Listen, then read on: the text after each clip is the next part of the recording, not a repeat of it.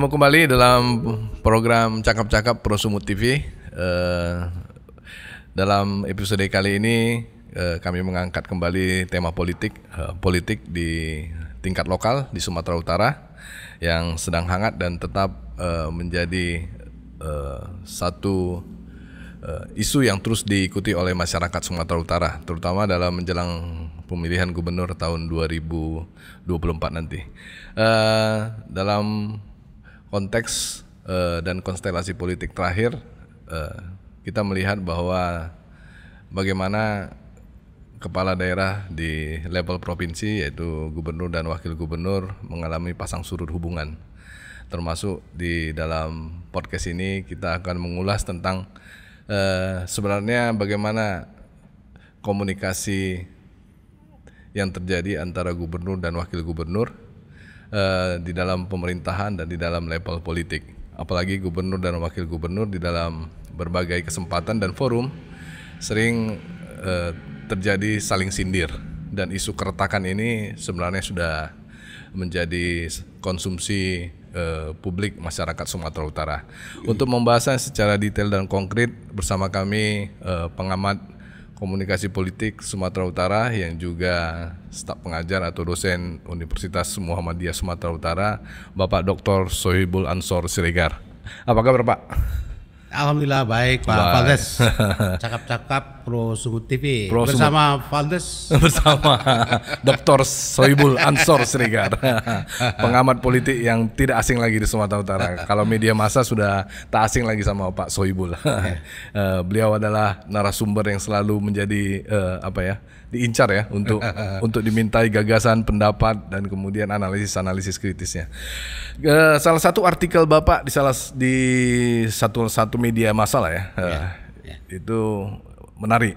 Bagaimana Pak Sohibul menulis tentang saling sindir gubernur dan wakil gubernur. Sebenarnya apa sih pemicu keretakan ini yang kalau dilihat dari runtutan ceritanya, dari mulai tahun 2018 dilantik, kemudian di tengah jalan mungkin terjadi ketidakharmonisan ya. Saya ingin memberi latar belakang dulu untuk lebih memahami ini. Siap. Dan berusaha untuk meyakinkan rakyat, ayolah sekian persen terimalah ini, sedapat mungkin terimalah ini. Memang ini bukan sesuatu yang begitu aneh kalau kita lihat dari sejarah dunia. Kita mulai dari Amerika. Kenapa harus Amerika? Amerika itu orang sebut kampiun demokrasi, tapi dia retak-retak juga.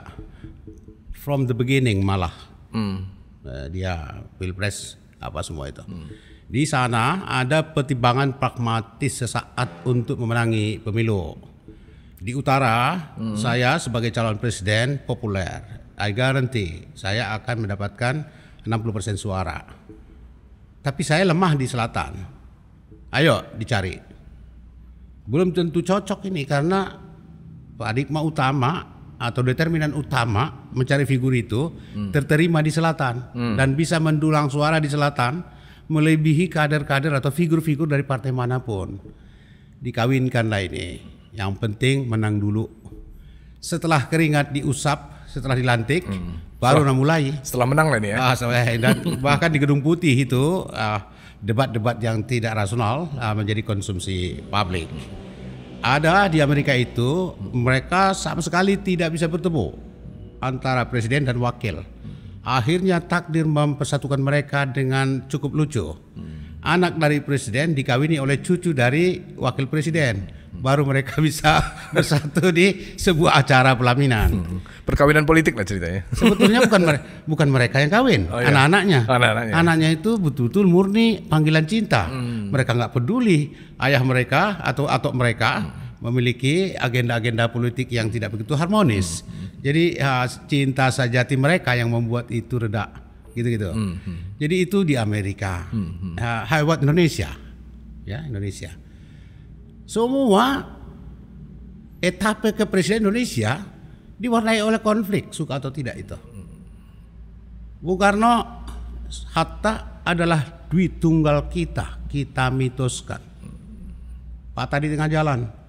Hatta mendeklarasikan diri keluar dari kabinet, dari jabatan Wapres. Dan dalam beberapa catatan yang dibuat orang ataupun cerita yang dibikinnya sendiri mengenai bagaimana setelah keluar dari istana, bahkan dia dipersulit oleh politik. Ke UGM saya nggak boleh ngajar, ke UI saya nggak boleh ngajar.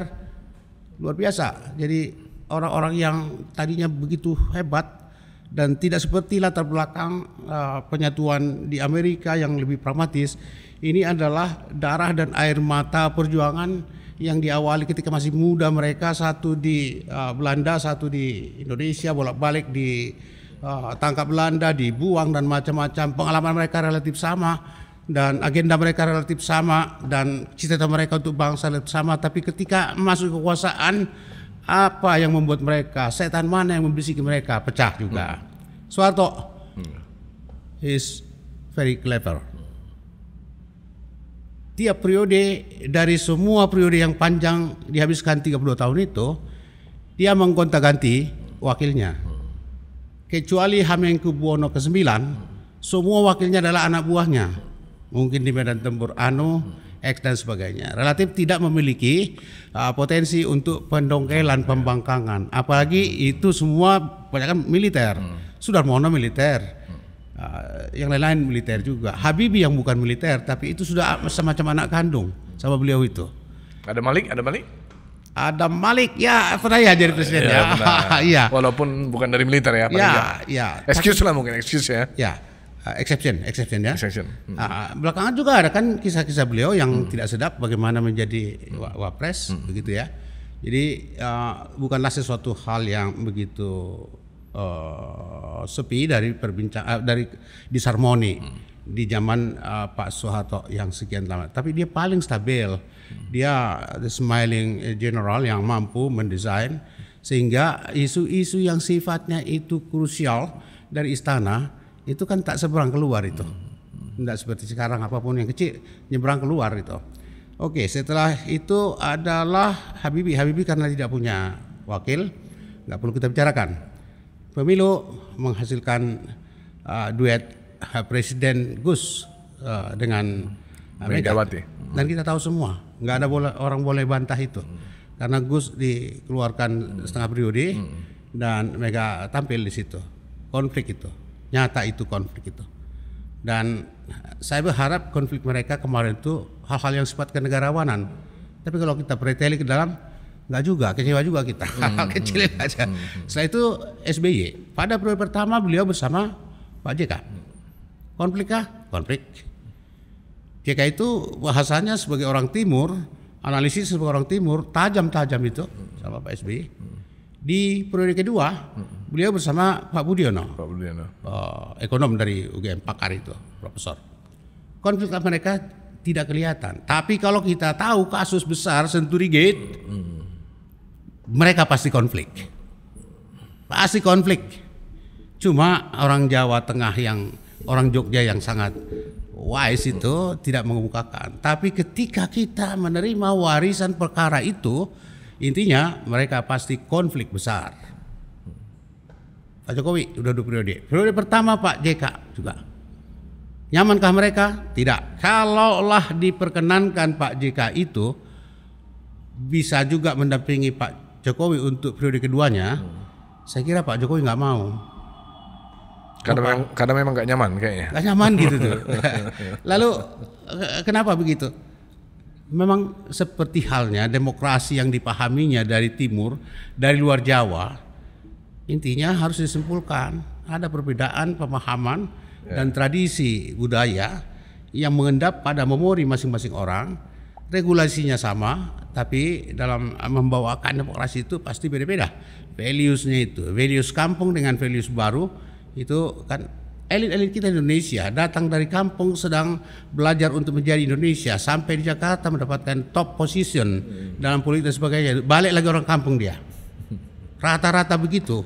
Saya lihat tokoh-tokoh Indonesia kecuali para the founding parents yang Soekarno, Hatta, Syahrir, siapa lagi itu Muhammad Hatta, kemudian katakanlah itu apa namanya, pokoknya mereka panitia 9 dan semua itu. Kembali ke pemikiran tradisionalnya itu.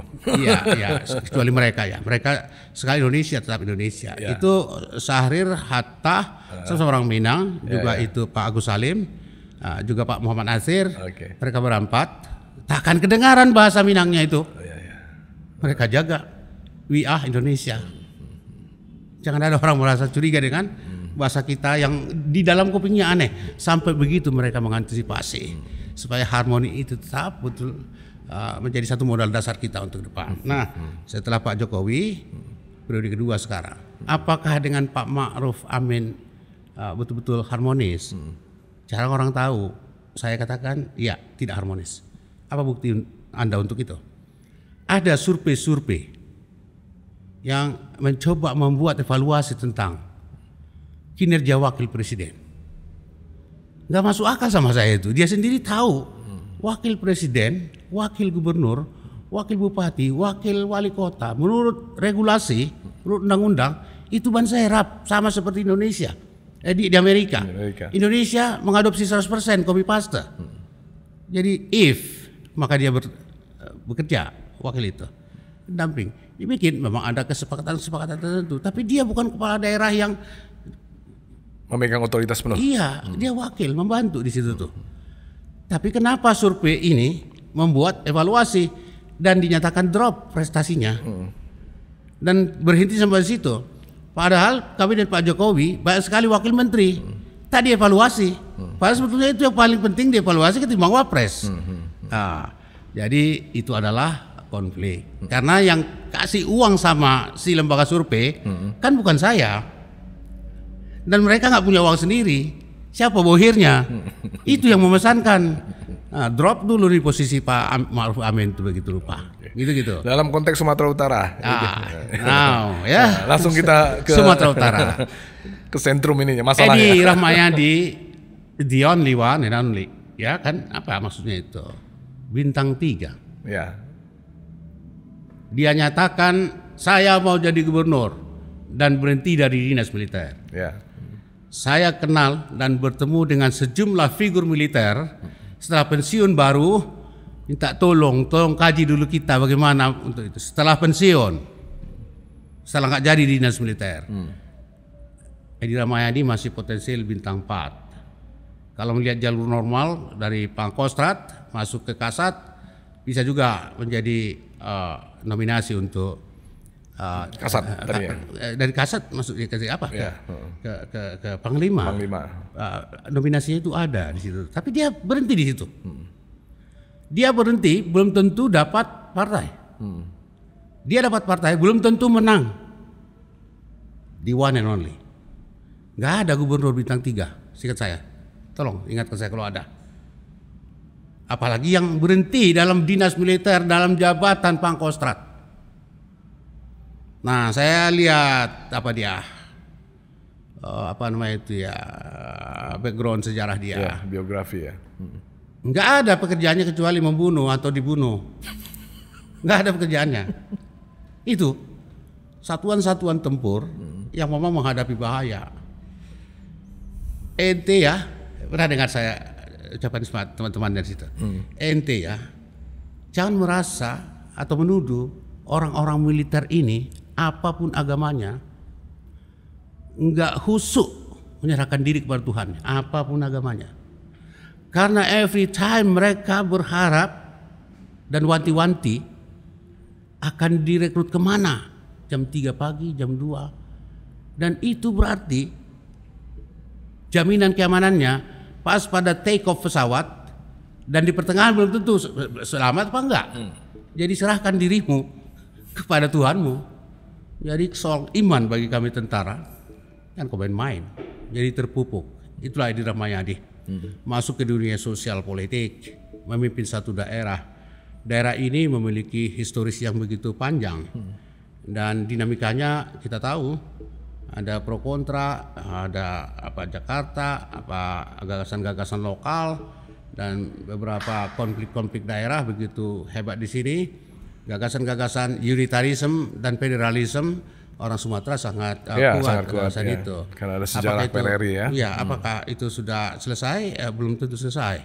Belum selesai. Masih mengendap di bawah alam sadar. Dan bukan hanya di sini, terutama karena pemerintah nasional kurang mampu menjalankan tugasnya untuk meyakinkan semua orang kita masih on the track.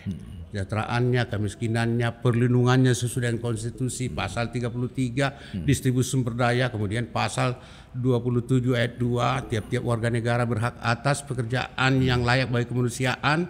Di mana juntrungannya itu?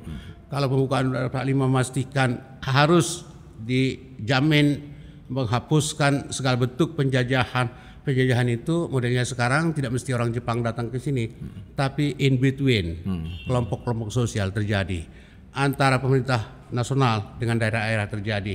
Kemarin itu ada seorang bupati itu ribut dia, dan belakangan cari mungkin kasusnya masuk penjara dia sekarang itu. Jadi itu kan konflik yang terkait dengan bagaimana hubungan pusat dan daerah. Edi Rahmayadi berada pada satu daerah terbesar di luar Jawa, Sumatera Utara ini, dengan sejarah yang sudah kita kemukakan tadi itu. Dan Sumatera Utara memiliki gubernur-gubernur yang mempunyai legasi kuat. Bolehkah saya cerita mengenai itu sedikit? Legasi. SM Amin Nasution itu adalah orang yang menghadapi gempuran di masa kita baru merdeka, sekutu dan lain sebagainya. Kekuatan-kekuatan bersenjata lokal, rakyat itu yang mana mau saya ada tanah-tanah Belanda yang luas itu mau dirampasnya, yang menengah-menengah dia mau bikin kebun sendiri, yang begitu-begitu. Sehingga ini Pak SM Amin itu dengan begitu berbahayanya posisinya di Medan sebagai ibu kota provinsi itu, dia pindah ke Siantar di kantor wali kota Siantar itu kantor dia. Dia mengintegrasikan bangsa di Sumatera Utara, sebuah bangsa besar yang baru merdeka dan revolusinya belum selesai. Dia ternyata aman di situ. Saya nggak melihat dia harus membangun tol, jembatan dan macam-macam, tetapi untuk mengintegrasikan bangsa ini sebagai modal untuk melanjutkan pengisian kemerdekaan successful, itu adalah sebuah legasi bagi dia. Setelah dia adalah Abdul Hakim Harahap. Siapa dia ini? Setelah gubernur di sini dia pernah menjadi wakil perdana menteri dan dia ahli ekonomi makro dan dilibatkan menjadi salah seorang advisor ketika kita bertemu dengan negeri Belanda untuk membicarakan bagaimana nasib kita setelah merdeka. Itulah pertemuan di Den Haag atau mana itu saya lupa itu. Tapi disitulah kedaulatan Republik Indonesia diakui tahun 49 itu. Ya, dia ada di situ. Hal-hal lain yang menjadi prestasi dia adalah tahun 53 dibawanya PON ke sini. PON 3 tahun 53. Sebelum tahun 53 dia bikin dulu stadionnya. Itu Stadion Teladan. Bapak punya nggak sebesar Stadion Teladan? Sekarang udah berapa tahun? Iya. Bapak belum lahir tuh, tahun 50 dibikin tuh. Belum. Gitu ya. Jadi PON pernah Bapak bawa sini setelah tahun 50. Tahun 53 nggak ada. Ini tahun 2024 katanya mau datang ke sini. Sumut dan Aceh. Nah, jadi kedudukannya sebagai legacy tidak bisa digugat oleh siapapun. Dia sadar bahwa Indonesia ke depan tidak boleh gagal untuk memahami apa yang menjadi problematikanya dan bagaimana dia harus menghadapi persaingan di dunia global yang begitu keras. Dia persiapkan sumber daya manusia. Sumut harus punya universitas. Dia adalah presiden panitia pertama pendirian Universitas Sumatera Utara, tempat Bapak dididik dan keluar jadi sarjana di sana itu. Dia dari sana. Dia membangun itu. Banyak lagi yang lain. Tahap pendek. Setelah itu siapa lagi? Ada Harahap yang lain. Namanya itu adalah Marahalim Harahap. Marahalim Harahap adalah kabel sambung antara Orde Lama dengan Orde Baru.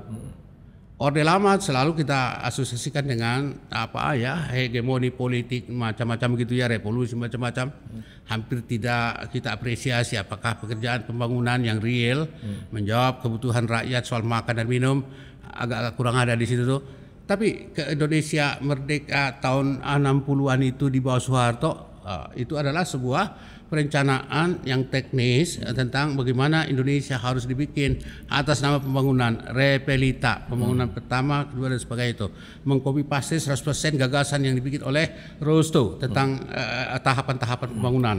Itu diikuti 100% di situ dan keterukurannya itu, modal asing masuk dan lain sebagainya itu. Dia menyambung itu. Setiap transisi pasti ada kontraksi. Tapi Pak Marahalim berhasil mulus itu menyambungkan Indonesia Orde Lama dengan Orde Baru. Apa yang lain? Dia adalah orang yang sangat piawai membuat desain tentang pembangunan infrastruktur jalan. Dia bukan insinyur, tapi tentunya manajenya itu, leadershipnya mampu mengarahkan supaya kalian bikin jalan itu kualitasnya harus baik. 25 tahun baru boleh mulai rusak. 25 tahun baru boleh mulai matirtir. Gitu ya, 25 tahun itu dia. Setelah itu kita harus mengenang dia dan sewajibnya dicatatkan pada tinta emas sejarah persepak bolaan di Indonesia. Dia adalah manusia sepak bola sejati Indonesia. 8 kali dia menyelenggarakan Piala Marhalim Cup ya. Piala Marhalim Cup itu bukan agenda Medan, Sumut dan Indonesia, tapi itu agenda FIFA, Bapak.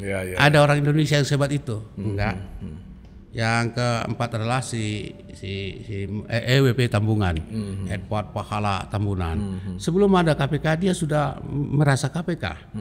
Artinya dalam hal pertanggungjawaban anggaran dia sangat mampu membedakan mana uangnya, mana uang publik.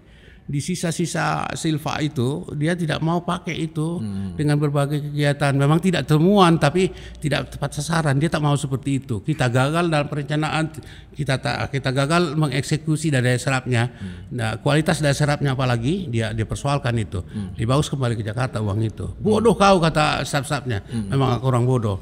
Nah, kau lah jadi gubernur kalau pintar kau rasa, katanya gitu tuh. Artinya sangat ketat dia soal anggaran itu. Yang terakhir adalah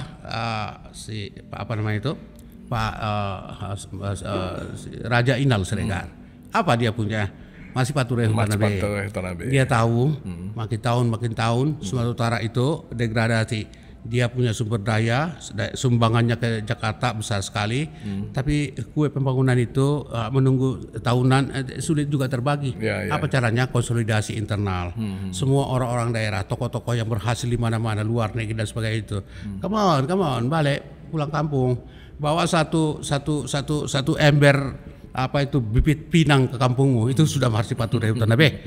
Semua itu. Jadi ini terterima di semua orang. Membolo kampung masing-masing, kata orang Labuan Batu, pasikap kuta kemuli hentah, kata orang Karo. Jadi ini dalam teori community development, community organization itu sangat pas. 5 orang ini memiliki legacy. Disebut legacy karena nyaris tidak mungkin direplikasi oleh siapapun dari belasan gubernur kita. Menjelang 2024 kira-kira. Pertanyaannya itulah ya, bagaimana legacy untuk Pak Edi dan Pak. Kalau kita melihat potret 5 gubernur sebelumnya. Ya, jadi kalau mau bikin legacy jangan kelahi dong, ya kan? Sedangkan yang kita sebut-sebut 5 orang tadi itu tak berkelahi, nyaris begitu sulit untuk mendapatkan sebuah legacy. Apalagi sambil berkelahi. Itu nasihat pertama untuk mereka berdua itu. Ada hal-hal yang mestinya. Kira-kira menurut Pak Sohibul dalam sensitivitas politik yang Bapak rasakan, apa sebenarnya motif dibalik keretakan ini sebenarnya? Ini kan sudah mulai terlihat ini di pertengahan tahun 2020 ya, kalau nggak salah ya. 2020 sudah mulai terlihat lah itu. Ini tendensi-tendensi ke arah perpecahan, disharmoni, gitu, tidak ada sambungan dalam komunikasi. Gitu. Apakah ini berhubungan juga dengan pembagian-pembagian apa ya? Ya, the rule of the game. Kalau kita menyebut pembagian, atas dasar apa ada pembagian? Power sharing di dalam itu. Ya, atas dasar apa ada power sharing? Dan induknya kan regulasi. Ya, betul. Apa kata regulasi? Begitu kan? Saya ingat itu sangat percaya Pak Edi Rahmayadi sampai setahun 2 tahun. Sangat percaya. Kenapa ada belakangan? Nah, justru di situ mungkin mereka tidak memiliki sebuah titik pertemuan yang mestinya nggak boleh terjadi. Itu kan cara usianya berbeda. Bagaimana dulu cara membujuk orang tuanya Pak Ijek agar Pak Hanif diizinkan maju bersama saya. Itu luar biasa. Nggak boleh seperti ini. Berdosa mereka sama orang tua itu, sama dada itu. Berdosa yang 2 ini, bukan hanya 1. Nah, saya berpikir menghubungi dulu tokoh-tokoh kita. Mana tahu itu Ustadz siapa itu yang tenar kita itu. Yang orang Riau itu Ustadz Abdul Somad. Hadirkan dulu. Siapa yang ngelawan sama Ustadz? Hadirkan dulu dua-dua. Kantongi emosimu masing-masing. Saya nggak harapkan kalian cocok 100%. Tapi kalau ada sesuatu yang membuat kalian gundah sesama, jangan kisahkan itu. Jangan menjadi konsumsi publik. Itulah bukti bahwa kalian pemimpin. Kayak begitu yang ingin saya sampaikan pada Pak Somad, supaya Pak Somad menyampaikan dengan bahasa tausiah tersendiri kepada orang ini. Sambil mengingatkan pada semua orang yang ada di sekeliling mereka berdua ini, tolonglah tenggang juga kami rakyat ini. Kami rakyat ini taunya era Mas. Era Mas itu kami tahu berakhir September. September 2024. Ya. Mbok sabar. Tinggal 3 bulan lagi. You memang pingin bahwa mereka ini akan menjadi gubernur. Orangnya Pak Edi Rahmayadi pingin untuk periode kedua. Apakah itu salah? Itu hal yang wajar. Mungkin Pak Ijek juga diinginkan oleh teman-temannya di sekitarnya untuk menjadi gubernur. Salahkah itu? Tidak. Saya tidak alergi sedikit pun kalau mereka berpisah. Tapi selesaikan dulu tugas ini. Kalian pikirkan legasi dari orang-orang yang kita kisahkan tadi itu. Ada paling tidak 5. Apakah ada sesuatu? Memang saya lihat infrastruktur dengan 2,7 triliun ya. Itu legasi. Asalkan nanti dia selesai pada waktu yang sudah ditentukan. Waktu yang sudah ditentukan itu adalah masa akhir jabatan mereka. Ketentuannya proyek-proyek seperti itu yang multi years itu salah satu di antara kriterianya harus selesai sebelum berakhir masa jabatan, dan soal kualitasnya juga harus dijamin begitu rupa. Tapi itu menurut saya adalah legacy. Mengapa? Bulan Januari yang lalu Pak Presiden memerintahkan kepada Basuki, Menteri PUPR, untuk mengalokasikan anggaran 32,7 triliun untuk didistribusi ke seluruh daerah agar mereka memperbaiki infrastruktur jalan jembatan mereka di luar dana DAK dan DAU. 32,7 untuk jalan kampung, jalan apa dan sebagainya itu. 32,7 triliun dibagi 38 berapa? Pak Edi tadi berapa? 2,7. 2,7. Masih jauh lebih besar dari porsi yang di pusat. Ya, yang negarakan pusat itu. Saya itu legasi. Apakah betul bahwa Sumatera Utara mengalami persoalan di dalam infrastruktur? Dari dulu begitu. Uang kita nggak cukup itu. Iya, betul. Sama sekali nggak cukup. Faktanya lagi bahwa diukur dengan sebuah perbandingan, Sumatera Utara memiliki panjang jalan nomor 2 dibanding dengan nomor 1 Jawa Timur. Jadi ada kesulitan di situ. Harus ada langkah. Langkah itu big jumps, dan big jumps itu konsekuensinya soal anggaran. Dan kalau ribut sana sini, memang itu risikolah. Tapi itu harus percaya secara hukum dan secara birokratis. Nanti supaya dia betul-betul bisa menjadi legacy kalau itu jalan. Karena menurut rencananya saya lihat tuh sangat baik itu perubahan yang bisa ditimbulkannya. Dan dampaknya terhadap sosial, ekonomi, budaya, dan sektor-sektor lain jika itu successful sangat besar. Nah, kita tinggal nanti untuk mengintip pada tahun berapa, bulan berapa jalan sana rusak. Itu harus ada sebuah evaluasi atau semacam mandor lah kalau bahasa kasarnya, mengetahui. Jangan sempat rakyat itu menanam pohon pisang lazim itu kan daerah biji sana itu di jalan-jalan raya itu. Kalau dilihat dari sejarah kekuasaan di pemerintahan provinsi, ya. Pemilihan kepala daerah secara langsung ini kan sebenarnya banyak membuat kita tidak nyaman juga ya. Artinya ketika gubernur dulu ya ada yang tersangkut masalah hukum. Ya. Ya tahun 2000 periode terakhir ini 2018 2024 sebenarnya ya bebaslah dari masalah hukum. Ya. Tapi ternyata masalahnya ada lagi yang lain, yaitu ketidakharmonisan antara gubernur dengan wakil gubernur. Ya. Secara politik bagaimana Pak Sohibul melihat itu? Apakah memang nasib politik Sumatera Utara ini ya memang nggak nggak seenak nasib politik provinsi yang lain gitu. Saya mengajukan jempol pada media-media di Sumatera Utara dan kelompok civil society di Indonesia. Lebih keras, lebih kritis dibanding yang lain-lain. Ini salah satu puncak-puncak peradaban di Indonesia yang pantas diajungi jempol sebagai salah satu bukti civil society yang maju. Karena dia tidak percaya siapapun kecuali setelah menunjukkan itu. Dan kalau sudah bagus dia pun legowo memujinya. Jadi di sini bagus sekali itu. Itu yang menjadi persoalan bagi saya adalah ketika disebutkan bahwa sekian banyak kepala daerah di Sumatera Utara masuk sekolah di Sukamiskin. Saya melihat alasan itu, alasan untuk memenjarakan orang-orang itu sangat ringkih. Kasus-kasus lain sangat besar didiamkan. Artinya saya berbeda pendapat sangat radikal dengan orang-orang KPK itu. Artinya ada persoalan politik di balik itu. Iya, saya percaya itu. Begitu. Samsul kasusnya kan langkat beberapa waktu yang lalu. Kalau setiap orang yang menjabat di negeri ini harus kita usut dulu kasusnya. Semua kepala daerah nanti penuh dengan presiden juga lah. Presiden juga lah, kan gitu ya.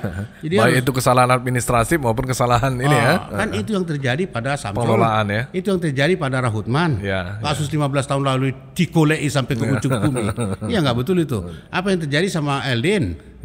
Sangat tak elok itu untuk sebuah peristiwa hukum, untuk sebuah tekad pemberantasan hukum, bukan hukum, pemberantasan korupsi. Jadi fakta-fakta itu membuat saya berkesimpulan, jangan terlalu mudah untuk membuat image negatif terhadap Sumut.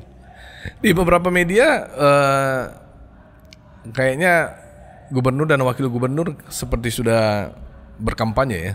Artinya berkampanye untuk berjalan masing-masing di tahun 2024. Tak seorang pun bisa melarang atau mempersulit Ijek untuk jadi calon gubernur.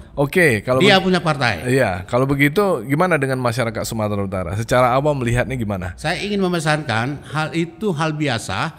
Terimalah para pemimpin itu terus melakukan apa namanya itu ya. Apa enggak itu menjadi satu catatan negatif sama masyarakat gitu melihat ketika mereka maju bersama kemudian di tengah jalan terbelah? Plus minusnya ada.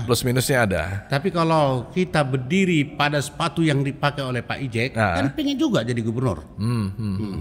Kapan lagi? Ini saatnya katanya kan. Itu kemauan sebagai insan politik ya, pasti ada. Dia tentu berhitung tentang itu. Dan dia ada orang sekitar itu. Soal nanti berhasil atau tidak, ya itu urusan lain. Urusan lain. Hak dia maksud saya. Rakyat harus paham itu. Tolong kita hargai Pak Ijek itu. Dan Pak Edi mengatakan saya harus maju. Belakangan datang Bobi Nasution, wali kota kita di Medan ini gitu. Tiba-tiba menjadi satu bukan kandidat ya, salah satu orang yang dilirik untuk memimpin Sumatera Utara. Pak Sohibul melihatnya secara politik gimana? Ketika ada Gubernur Edi Rahmayadi yang incumbent, kemudian ada juga Pak Ije yang sudah berniat untuk maju, apalagi dia memiliki partai Golkar. Ada anak presiden yang sekarang nih, anak menantu. Jadi kalau kemarin pun tak ada seorang pun di antara kita yang mengenalnya, tiba-tiba masuk jadi kandidat dan dari wali kota, apalagi yang sekarang. Kan sudah ada lebih modal dia ya, udah lebih punya modal dia, timbang yang dulu. Nobody knows about him dulu. Tiba-tiba masuk calon dia dan menang dia. Sekarang potensinya gimana Pak? Ya, kalau dia maju ke Sumatera Utara gitu. Semua orang harus sadar. Hitung-hitungan itu harus dimulai pasca Februari 2024. Itu momentum pemilu legislatif. Kita lihatlah partai-partai itu. Dan di situ Pak Jokowi tidaklah sekuat yang sekarang lagi lazimnya secara politik. Karena dia sebentar lagi akan diganti. Karena Pilpres sudah jelas di situ. Nah, kalau Pak Bobi akan maju di situ, harapannya tak usah lagi dengan mengandalkan cara-cara dan konsepsi lama, lebih langsunglah kepada partai politik itu. Anada ini saya. Kalau dulu kan, kalau bukan Pak Jokowi kira-kira berani nggak maju dia ke partai-partai yang mengusung dia itu? Udah harus ada. Dalam pikiran kita begitu, didesain serupa itu. Jadi alamnya berbeda. Kalau Pak Bobi mau maju, memang betul. Medan adalah salah satu kota terbesar di dunia yang menjadi show window kita di Indonesia bagian barat. Dari aspek normatif, dianya mestinya adalah orang yang sangat hebat, bisa menduduki Medan. Tapi apakah secara kualitatif seperti itu, sejarah yang akan mengujinya. Nggak usah kita membuat satu kalimat yang membuat dia mundur nanti gara-gara podcast Valdes. Saya nggak bener nih katanya. Jangan ke arah itu. Itu dia punya hak dan akses dia kepada partai ada. Dan kemudian kita kan melihat peluang, melihat peluang, tantangan, kalau itu mau kita bicarakan, kemungkinan, saya mohon probabilitas. pada babak berikut aja kita membicarakan itu, jangan sekarang. Sekarang. Ini kan kita soal sumut ya. Soal sumut ya. Tapi memang banyak isu-isu yang menyebutkan memang Bobi sudah ditarik oleh kelompok-kelompok tertentu lah. Bagi rakyat makin banyak calon di Pilgub Sumut dengan variasi latar belakang itu makin bagus. Kalau yang ini, Bapak menyebut 3, Pak Edi bakal maju juga, it's good. Pak Edi akan maju juga, that's good. Bobi akan maju juga. Kira-kira siapa orang ini? Kan sama ini, nggak ada yang berbeda dalam analisis umum ya, kasar ya. Janji baru yang mana? Saya ingin seorang penantang yang betul-betul out of the box. Siapa itu? Valdes misalnya. Kira-kira begitu ya, kira begitu. Berarti kita perlu dorong nama lain di luar 3 nama ini ya gitu ya. Podcast ini harus melemparkan isu-isu gagasan-gagasan yang mendorong siapapun di luar sana untuk tertarik mengurus Sumatera Utara. Sehingga nanti ada variasinya itu ditukar oleh kapasitas yang kira-kira makin jamak di antara semua calon-calon itu. Kalau yang 3 ini siapa orang pilih? Nah nanti saya buat keputusan saya sudah tahu siapa pilihannya. Kalau ini yang 3 ini, iya kan? Nah itu kita harus perbanyak diskusi dengan argumen-argumen yang kuat sehingga rakyat mendapat literasi yang kuat dan setiap orang yang ada di luar sana, tokoh-tokoh kita yang terkenal maupun yang tidak terkenal, berbisik di antara mereka mengumpulkan kekuatan, ayo kita urus Sumut, kita maju pilkada. Nggak dapat bayar partai, kita maju perseorangan, ada klausul.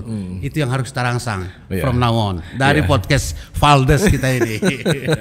Berarti kita harus perbanyak ini ya, memunculkan orang-orang baru yang potensial ya untuk memimpin Sumatera Utara. Bersedialah menjadi guru dan gudang informasi yang menebar kemana-mana. Iya. Mudah-mudahan podcast ini menjadi inspirasi ya untuk orang-orang yang sudah punya kemampuan dan memang punya niat dan punya mindset untuk membangun Sumatera Utara ke depan. Oke. Terima kasih Pak Sohibul atas waktu, atas insight yang diberikan. Mudah-mudahan pemirsa atau penonton Pro Sumut TV tercerahkan dengan apa yang disampaikan oleh Pak Sohibul. Saya juga terima kasih.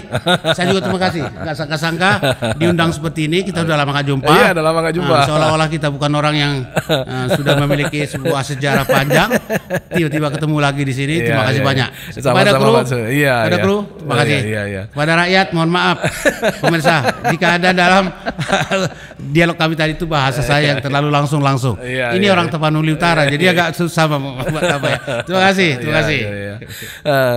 Jangan lupa like, share, and subscribe Pro Sumut TV. Cakap-cakap. Subscribe itu, like itu, bagus tuh.